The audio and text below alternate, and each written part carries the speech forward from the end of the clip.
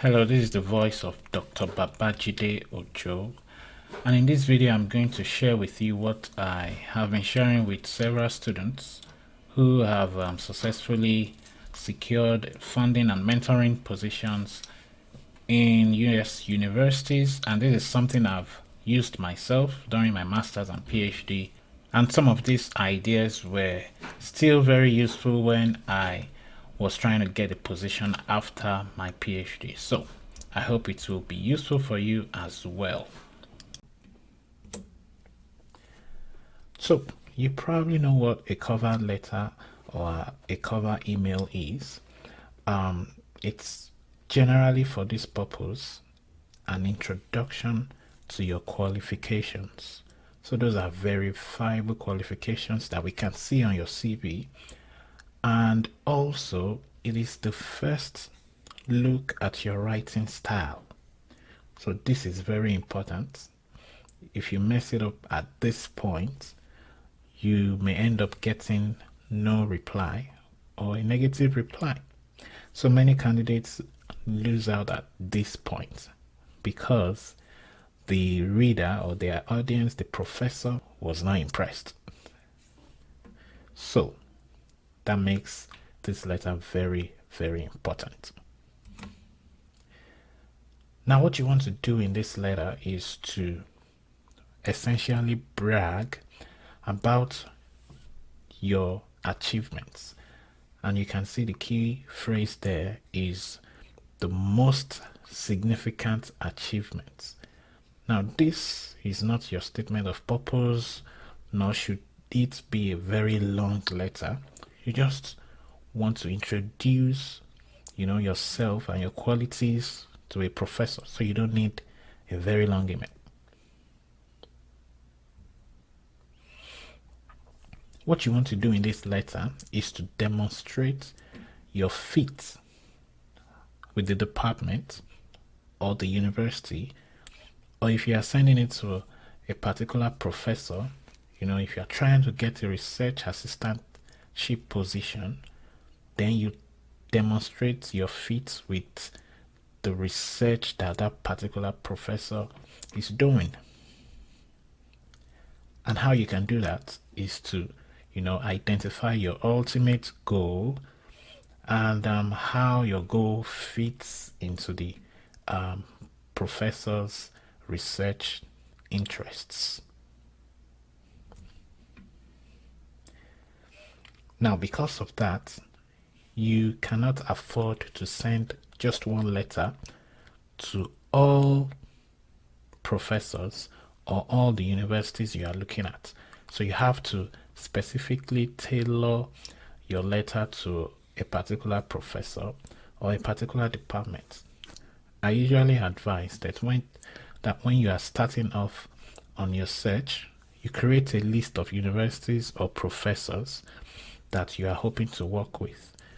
Now, if you are going to contact all those people, you cannot send just one letter to everybody, because it's going to show that you have not done enough homework on each of those professors or each of those departments.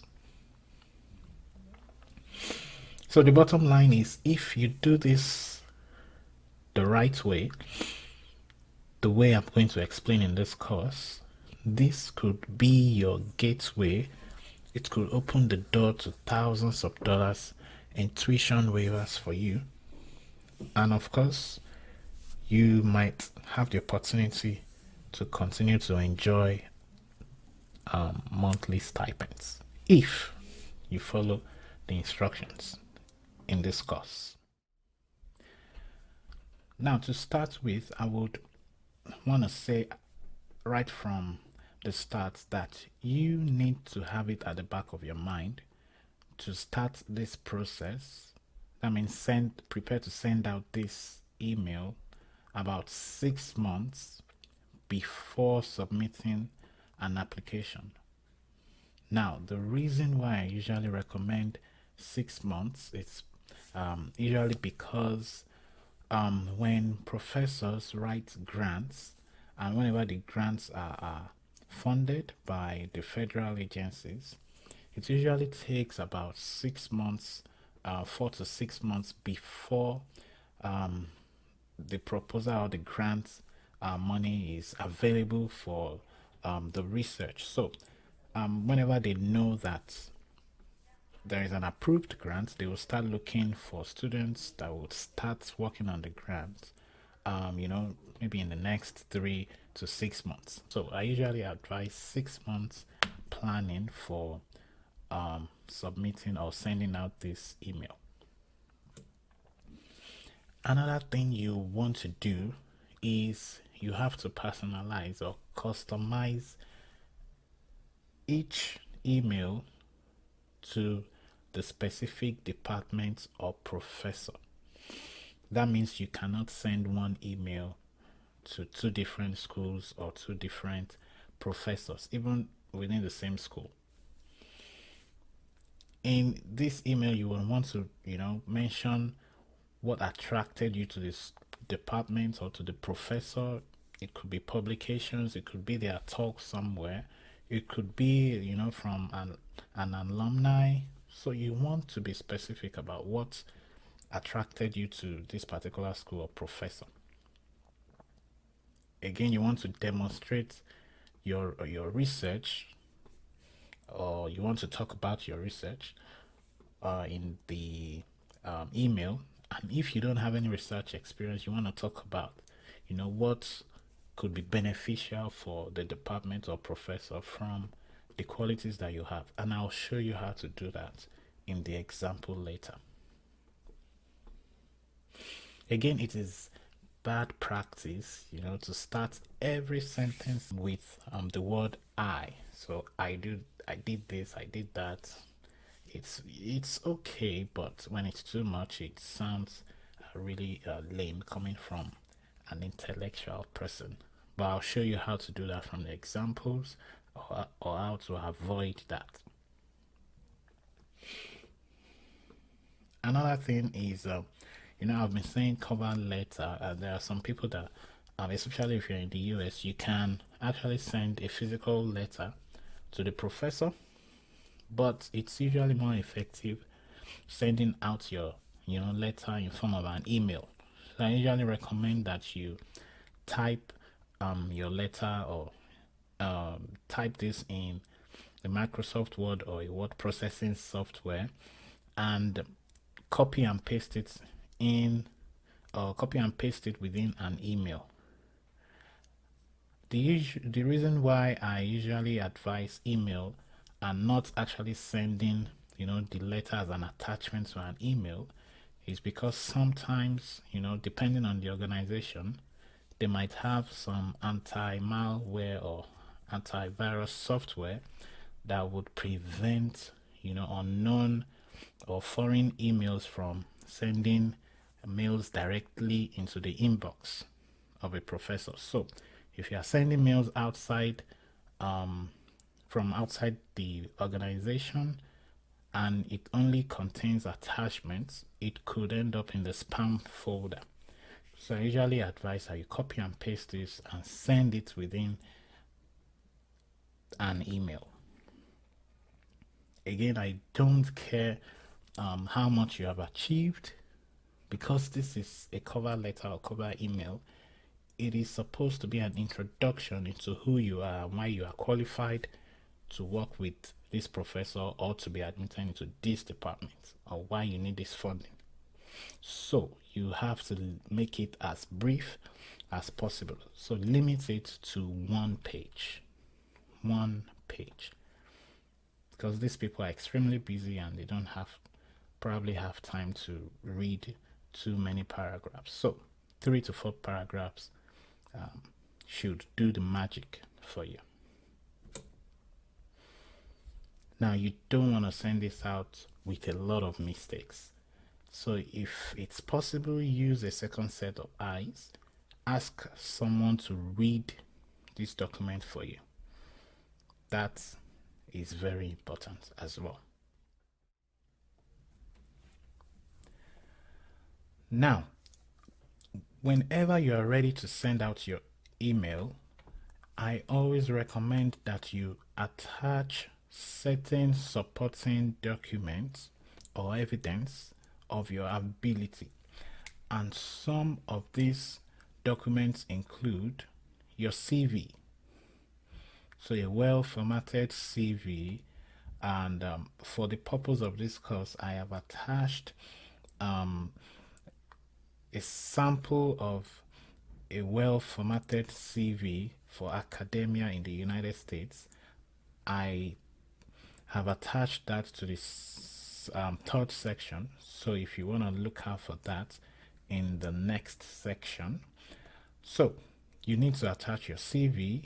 Another thing that is very, very, very important in order for the professor or whoever you're going to send it to, they always like to be able to know how well you can write or if you have any writing experience whatsoever. And how you can show that is to attach your publications, both refereed and non-refereed publications. And if you look at the box on your right, you see that referred, what I mean by refereed publications are peer-reviewed articles in journals.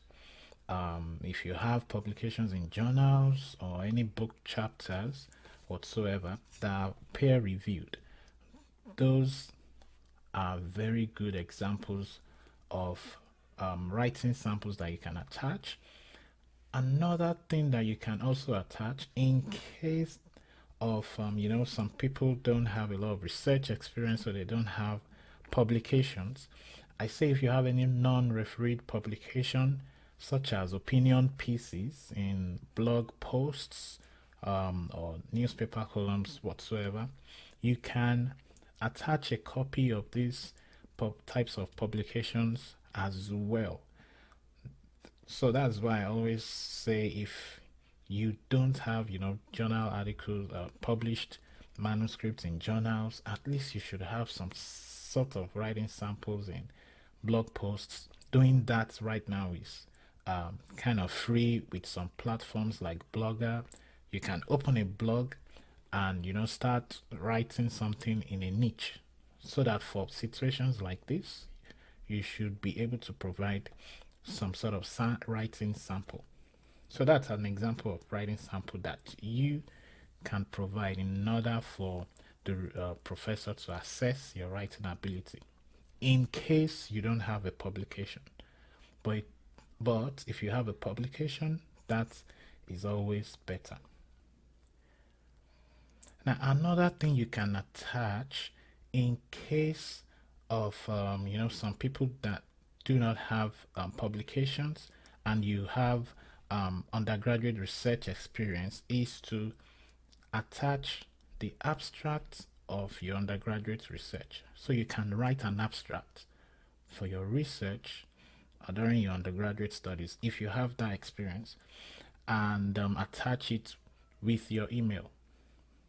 In all, what I just want to stress is that you should be able to provide some sort of writing sample, either publications or opinion pieces in blog posts or undergraduate research abstracts. Now, you don't need to attach the whole thesis or the whole undergraduate project.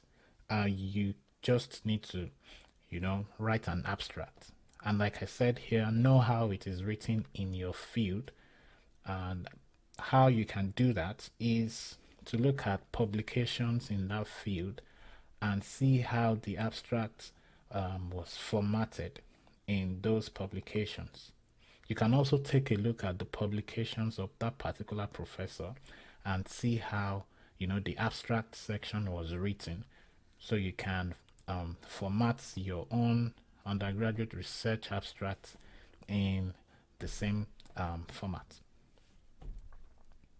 Now, apart from writing samples, if there are any required tests scores and you have done those tests and passed, you can attach the results of these test scores. And even for other non-required scores, if you have, for example, if they only require TOEFL but you have both TOEFL and GRE scores, you can attach both, because those could speak more of your ability, even if it's not required. Of course, you want to add or attach your transcripts to the email, so that if the professor wants to see how well you did during your undergrad, you can attach that to it. Now, if you are sending this to a graduate coordinator, it's very important. But if it's a professor that you're looking to work with, it might not be very important. But I always advise that you just attach it, so that they can see that you are very, very, very ready to, get this opportunity. Now, if your GPA is low, you might not want to attach your transcripts at this point, because you need them to, want to talk to you, so that you have the opportunity to articulate your qualities without really looking too much into your transcript. But if you have a good transcript, you can attach it at this point. Now, another thing that I always advise that applicants do is to attach their statement of purpose, which is often required in most graduate schools. Some people call it personal statement. They are both the same thing.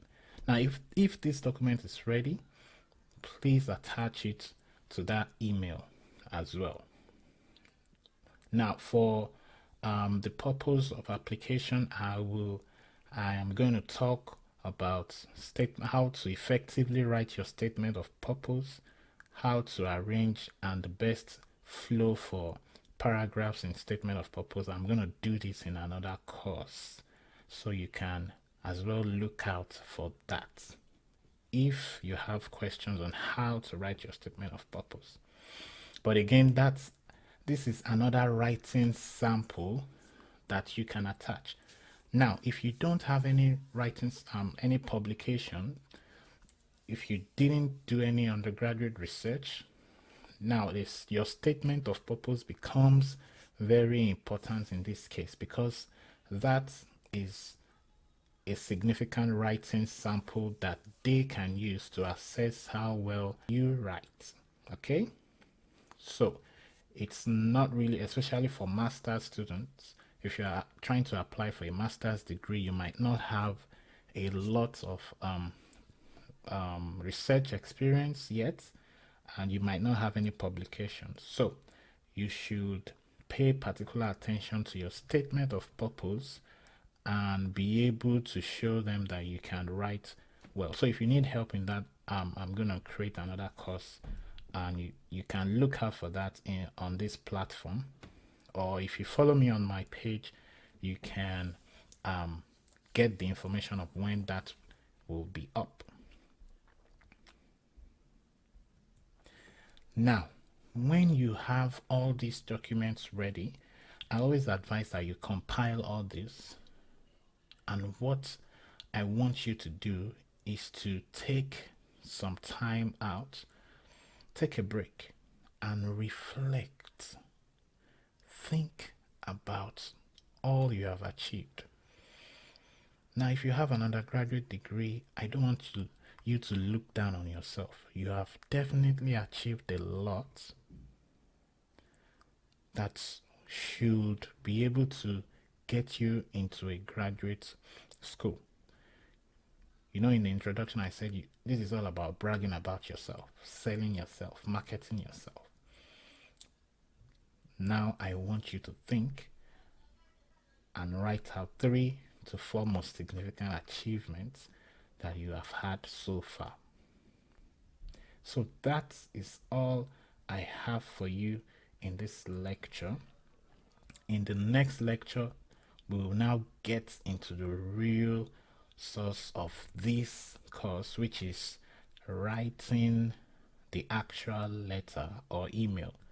We are going to do this by, paragraphs. So I'm going to talk about what you should add in each paragraph using specific examples.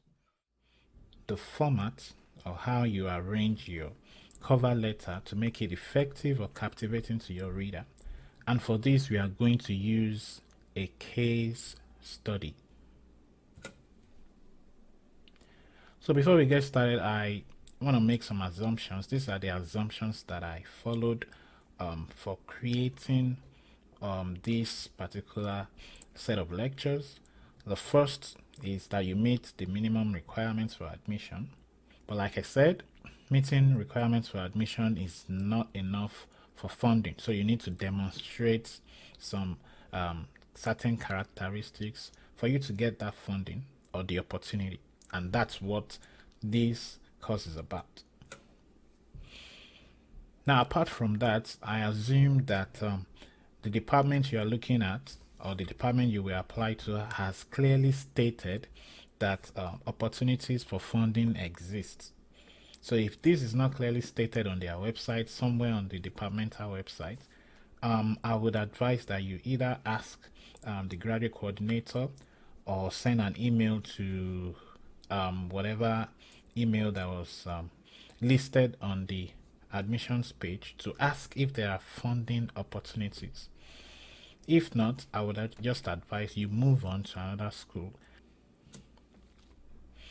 The third assumption is that, well, nobody is perfect, but at least you can identify some strengths that you have that we can use to, sell or market your qualities. So, it means that you are marketable, you are not perfect, no applicant is perfect. Very few of those applicants have everything, but you are able to articulate what you have and how it can be beneficial to the professor or to the particular department. Now, this particular letter or email that you're going to send is mostly for highlighting your strengths. So you don't want to dwell too much on the negatives, but highlight your strengths. So no negative vibes. Now, if your GPA is low, it is still possible to get admission or funding. But at this point, I would say you don't want to stress too much on your GPA, but you can discuss, that in your statement of purpose. That's your chance. Your statement of purpose is your chance to explain why you have improved and how you have improved and why you are worthy of admission. But your cover letter is mostly for highlighting your strengths. So let's talk about a case study.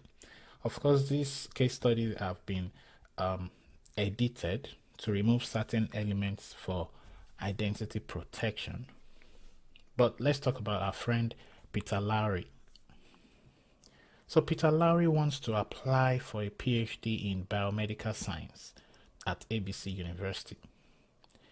The requirement states that he needs to contact a professor who would be willing to mentor and fund him for his entire PhD. Now, he looked at the professor's profile on the departmental webpage, and he is fascinated by Dr. Zhao Ping's research on 3D organ development using animal models and hopes to join her lab for his PhD. Now, like I discussed earlier in the course, this is the most common theme in most US universities. When we talked about this during our discussion on research assistantships. And if Dr. Ping accepts, it means Peter got himself a research assistantship position, which of course comes with tuition waivers and monthly stipends. And like I discussed earlier, these research assistantships or teaching assistantships is one of the most common form of funding that students get to fund their graduate studies in the United States. Now, our next lectures will be based on this case study describing how Peter Lowry went about this. So let's talk about the beginning of your letter. If you are sending within an email, you just have to start with Dear Doctor thing. Now, in the next section, I gave some recommendations about effective email subject lines, and we will talk about that later. So, this is how you start your letter, and in the next lecture, we'll talk about the first paragraph and how to captivate your reader right from the first paragraph, which is very important if you want them to read the rest of the email or the rest of the letter.